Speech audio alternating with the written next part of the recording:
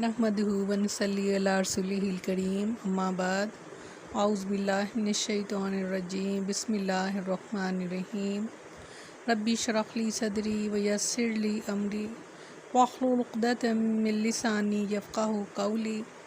अस्सलामु अलैकुम व रहमतुल्लाहि व बरकातुहू। कैसे हैं आप सब? इंशाअल्लाह खैर वाफ़ियत से होंगे। अल्लाह ताला आप सबको अपने हिफ्ज़ व ईमान में रखे, आमीन सुम्मा आमीन। तीसरा पारा सूरह बकरा। लफ्ज़ी तर्जुमा। क्या यवद्दू चाहता है अहदुकुम तुम में से कोई एक अन ये के तकूना हो लहू उसके लिए जन्नतुन एक बाग मिन नखीलिन खजूर का व अनाबिन और अंगूरों का तजरी बहती हो मिन तहतिल अनहार उनके नीचे से नहरें लहू उसके लिए फ़ीहा उसमें मिन कुल्ली समारात हर तरह के फल और मेवे हों वह साबाहू और आ पहुँचे उसको कि बारू बुढ़ापा वाला और उसके लिए ज़ुर्रियतन औलाद हो ज़ुआफ़ा कमज़ोर फ़ासाबहा तो आ पहुँचे उसको एसारन बगोला फ़ी जिसमें नारुन आग हो फ़ह तरका तो पस वो बिल्कुल जल जाए कज़ालिका इसी तरह युबय्यिनुल्लाह बयान करता है अल्लाह लकुमुल आयाती अपनी आयात तुम्हारे लिए लअल्लकुम ताकि तुम ततफ़क्करून ताकि तुम गौर व फ़िक्र करो।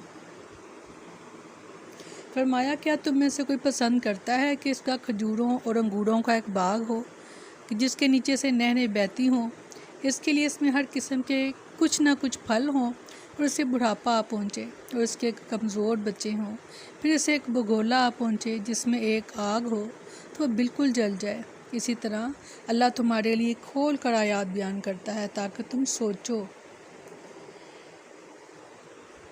सदक़े के बारे में हम पढ़ रहे थे, रियाकारी के बारे में पढ़ रहे थे कि रियाकारी करते हुए अल्लाह के रास्ते में जो खर्च किया जाएगा उसको कोई अजर नहीं मिलेगा, और जो अल्लाह की खुशनुदी के लिए, अल्लाह को खुश करने के लिए, अल्लाह को राज़ी करने के लिए अपना माल खर्च करेगा तो बहुत खूबसूरत मिसाल जो है वो उसको बयान किया गया।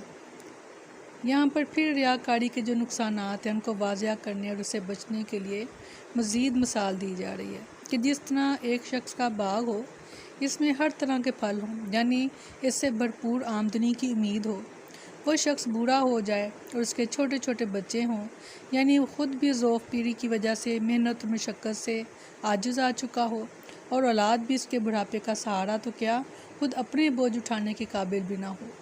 इस हालत में तेज़ और तुंद हवाएं चलें और इसका सारा बाग जल जाए। अब ना वो खुद दोबारा इस बाग को आबाद करने के काबिल रहा, न इसकी औलाद। यही हाल इन रियाकार खर्च करने वालों का क़यामत के दिन होगा कि नफाक और रियाकारी की वजह से इनके सारे अमाल अकारत चले जाएंगे इस्तग़फ़ार, जबकि वहाँ नेकियों की शदीद ज़रूरत होगी और दोबारा अमाल खैर करने की मोहलत और फुर्सत नहीं होगी। अल्लाह फरमाता है, क्या तुम चाहते हो कि तुम्हारा यही हाल हो? अस्तग़फ़िरुल्लाह। सैयदना अब्दुल्ला बिन अब्बास और उबैद बिन उमैर रज़ियल्लाहु अन्हुम से रवायत है कि सैयदना उमर बिन ख़त्ताब रज़ियल्लाहु अन्हु ने एक दिन हज़रात सहाबा रज़ियल्लाहु अन्हुम से पूछा कि तुम्हारी राय में ये आयत अयवद्दु अहदुकुम अन तकूना लहू जन्नतुम मिन नखीलिन व अनाब के कि क्या तुम में से कोई पसंद करता है कि इसका खजूरों और अंगूरों का बाग हो, किसके बारे में नाजिल हुई? तो उन्होंने कहा कि अल्लाह ताला ही बेहतर जानता है। इस जवाब से सैयदना उमर रज़ी अल्लाह अन्हु नाराज़ हुए। उन्होंने फरमाया, ये कहो कि हम जानते हैं या नहीं जानते। सैयदना अब्दुल्ला बिन अब्बास रज़ी अल्लाह अन्हु कहने लगे, अमीरुल मोमिनीन, इसके बारे में मेरे दिल में एक बात है। आपने फरमाया, कहो ऐ भतीजे, और अपने आप को हकीर ना समझो। इब्ने अब्बास रज़ी अल्लाह अन्हु ने फरमाया, ये एक अमल की मिसाल है बयान की गई। ये सैयदना उमर रज़ी अल्लाह अन्हु ने पूछा, कैसे अमल की? इब्ने अब्बास रज़ी अल्लाह अन्हु ने जवाब दिया, किसी भी नेक अमल की। तो सैयदना उमर रज़ी अल्लाह अन्हु ने फरमाया, ये मिसाल इस दौलतमंद शख्स के अमल की है जो अल्लाह ताला की अताअत के मुताबिक अमल करता है, फिर अल्लाह ताला इसके पास शैतान को भेज देता है तो वो गुनाह और बुरे काम करने में लग जाता है इस्तग़फ़ार, हत्ता कि अपने सारे अमाल ज़ाया कर बैठता है। अस्तग़फ़िरुल्लाह। और ऐसी हालत में कि जैसे अल्लाह के हुज़ूर पहुंच गया इंसान, तो उस वक्त ना तो वो दोबारा दुनिया में आ सकेगा और ना ही नेक अमाल दोबारा कर सकेगा। अगर अल्लाह ताला आपसे कोई नेकी का काम ले लें کوئی آپ سے کوئی اچھا کام کروا دیں تو اس کو سنبھالیں اور بہت اچھے طریقے سے سنبھالیں، کیونکہ نیکی کر لینا شاید آسان ہو مگر اس کو سنبھالنا بہت ہی مشکل ہے۔ جیسے پیچھے آیات میں ہم نے پڑھا کہ وہ صدقہ کہ جس کو صدقہ دینے کے بعد جس کو صدقہ دیا گیا اس کو تکلیف پہنچائی جائے، اپنی باتوں کے ذریعے سے اذیت پہنچائی جائے، تو اللہ تعالیٰ نے فرمایا کہ ایسے صدقے سے تم اس کو ویسے ہی معاف کر دو تو وہ زیادہ بہتر ہے، اور ایسے صدقے کا کوئی اجر کسی کو ملنے والا نہیں ہے۔ وہ ایسے ہی ہے کہ جیسے اس نے وہ نیکی کی تھی، جیسے ایک چٹان پر مٹی آئی تھی اور پھر وہ بارش اس پر تیز پڑی تو وہ چٹان کی چٹان ہی رہ گئی، اوپر جو مٹی پڑی تھی وہ دھل گئی۔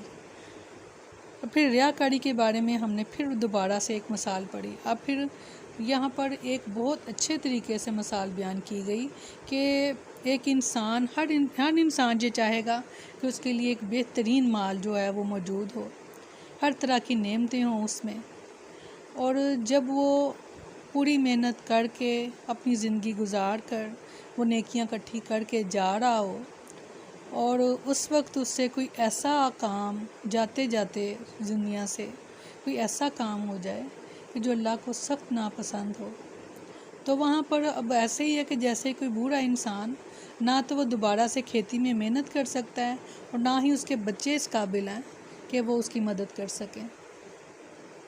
بہت پیاری مثال کے ذریعے سے سنبھالا، اپنے آپ کو سنبھالیں اور سمجھائیں کہ اگر اللہ تعالیٰ ہم سے کوئی نیکی کا کام لے لیں تو اس نیکی کو ہمیشہ کے لیے اپنائیں تاکہ اس نیکی کے ساتھ ہی ہم اللہ کے حضور پیش ہو جائیں۔ سیدنا سہل بن سعد الساعدی رضی اللہ عنہ بیان کرتے ہیں کہ رسول اللہ صلی اللہ علیہ وسلم نے فرمایا، بندہ لوگوں کی نگاہ میں جنتیوں کیسے عمل کرتا ہے حالانکہ وہ دوزخی ہوتا ہے، استغفر اللہ، اور بعض دفعہ بندہ لوگوں کی نگاہ میں دوزخیوں کیسے عمل کرتا ہے حالانکہ وہ جنتی ہوتا ہے، اور اعمال کا دار و مدار آخری وقت کے اعمال پر ہوتا ہے، یعنی جس وقت آپ کا آخری وقت آ گیا ہے اس وقت آپ کیا کر رہے تھے۔ اس لیے دعا ہمیشہ یہ کیا کریں کہ اللہ تعالیٰ ہمیں مرتے دم تک مسلمان ہی رکھنا،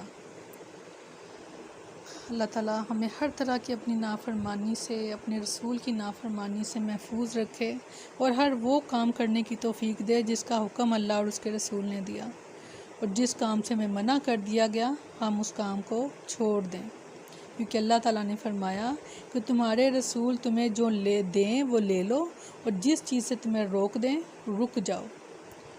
تو یہی ایمان کا شیوا ہونا چاہیے کسی بھی ایمان والے کے لیے۔